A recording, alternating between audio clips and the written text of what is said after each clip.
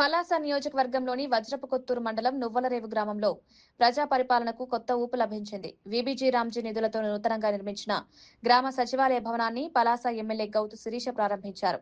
ఈ సందర్భంగా ఏర్పాటు చేసిన కార్యక్రమంలో ఎమ్మెల్యే మాట్లాడుతూ గ్రామ ప్రజలకు ప్రభుత్వ సేవలు మరింత వేగంగా, పారదర్శకంగా అందించేందుకు సచివాలయ వ్యవస్థ కీలకంగా పనిచేస్తుందన్నారు. సంక్షేమ పథకాల అమలు, వివిధ ధ్రువపత్రాల జారీ, ప్రజలకు అవసరమైన సేవలను ఒకే చోట అందించడమే ఈ వ్యవస్థ ప్రధాన లక్ష్యమని వివరించారు.